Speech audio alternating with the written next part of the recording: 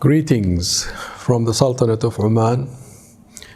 I'm very sorry not to be able to be with you today in person, but I'm delighted still to be able to share with you at least a few thoughts on the theme of your conference.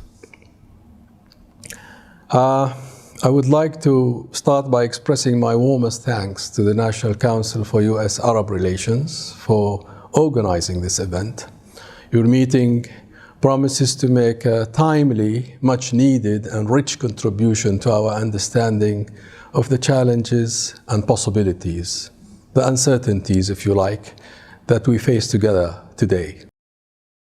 In making this contribution, we continue in the admirable tradition established over nearly 4 decades now by the National Council.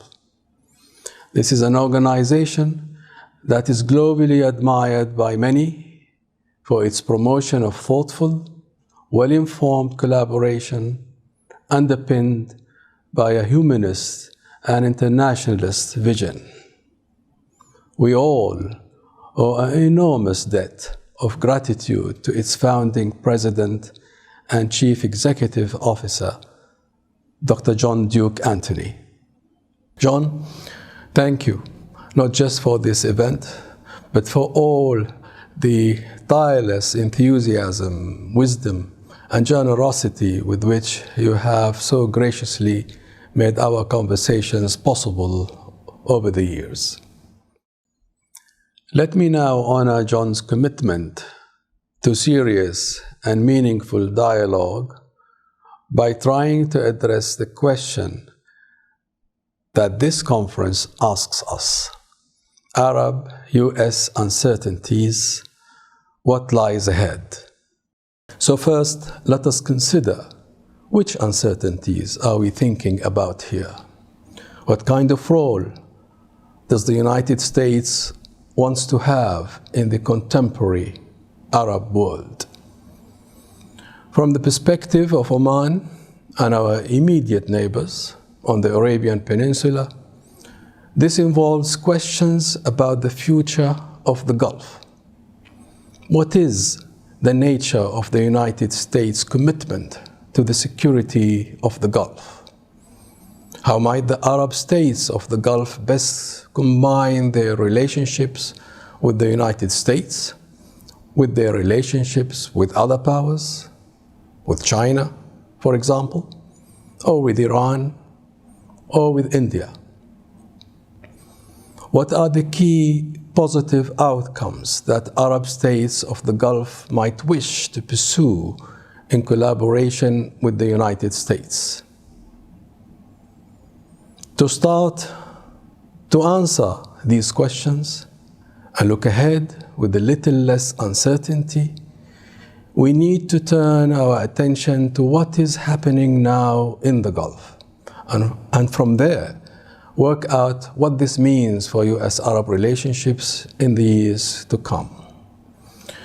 So as I attempt to offer a few answers, to say what it is that I think lies ahead of us, I will be speaking specifically about Oman and about how we might best chart a course into the uncertain future. This means I can introduce at least one element of certainty into our discussion. In Oman, we recognize that we are already living through a moment of profound and historical transition. I'm talking about the transition away from carbon. For those of us whose economic development has been so profoundly shaped by the geological accident of oil and gas reserves, this transition has a double character. For us, it is not simply a matter of making a transition away from the consumption of fossil fuels. It is about transforming the very basis of our present prosperity. For those societies whose relationship to fossil fuel is essentially a matter of consumption, the transition may turn out to be mainly a transition from one model of energy use to another. Renewable energy, electric cars, effective insulation, all of these and more can be achieved in many parts of the world without changing the underlying foundations of the economy. In other words, the house can be refurbished and new technologies installed. The key wealth-generating activities can continue as before, powered by different energy sources. We don't have that comparative luxury.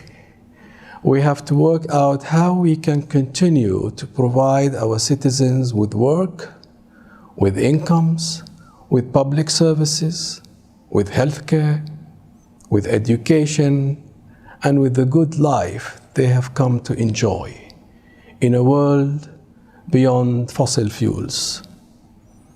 This means that as the Arab states of the Gulf look to the future, the complex process of decarbonization may need to involve a profound reorganization of our entire economy and social relations.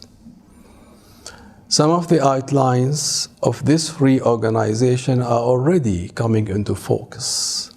I want briefly to sketch 3 of them. Our transition will require major investments in renewable energy. Here, we can already see that what lies ahead may be very exciting. Oman, for example, has some of the world's highest potential for the generation of solar and wind energy. Year-round sunshine and a long coastline turn out to be more than just an appealing holiday proposition. One study concludes our green hydrogen potential is tenfold our current oil and gas production. So I urge you all to come and partner with us to realize this potential. Much work has to be done. Storage capacity and effective technologies for energy export will be required. Oman is building partnerships with some of the world's leading research and development organizations to make this happen. I want to see more American firms among them. Technological development will be crucial elsewhere as we move to diversify our economy. We want to build partnerships with the technology innovators of the future, inviting them to bring their ideas and their businesses to Oman. We want to encourage innovation by supporting young Omanis to develop products and services and the SMEs that will deliver them. Oman Vision 2040 makes this a key priority. Renewable energy, innovative applications of new technology with government support for SMEs. But there is a vital third element. We need to ensure that the new economy towards which we are planning our transition is an economy that offers all our citizens the opportunity to flourish. In the Sultanate of Oman, we believe that this can be best achieved by developing and maintaining the highest levels of social inclusion.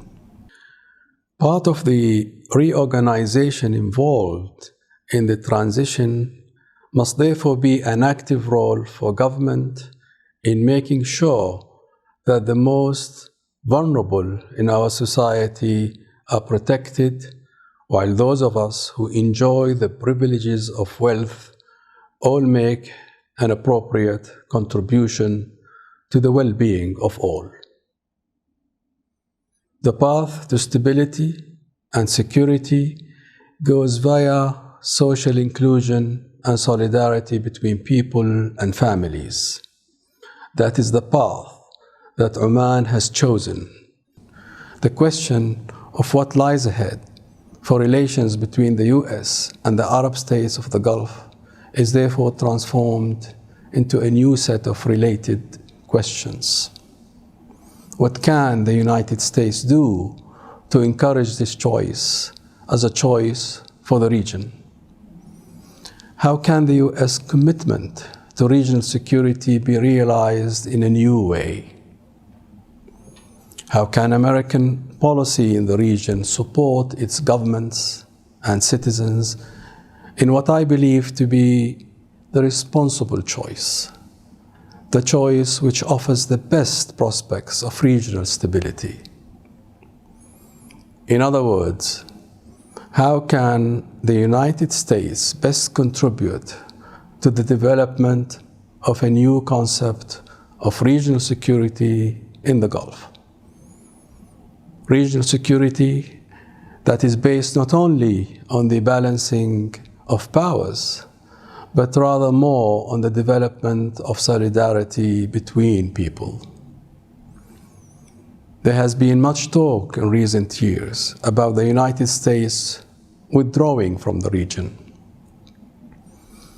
People have been worried about the consequences of the withdrawal of the traditional instruments of American power, security personnel, weaponry, and the maintenance of strategic partnerships against political threats.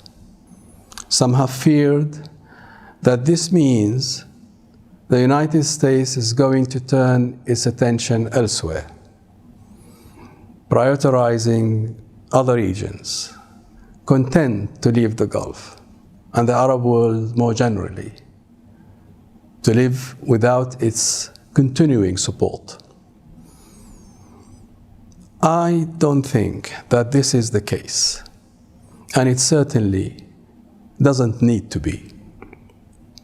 American engagement in the Gulf used to be a question of military power, strategic alliances, containment, and intervention.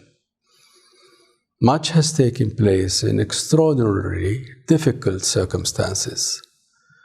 But in the future, if we get it right, American engagement in the region will support security, will support stability and prosperity even more effectively than it has through these conventional means.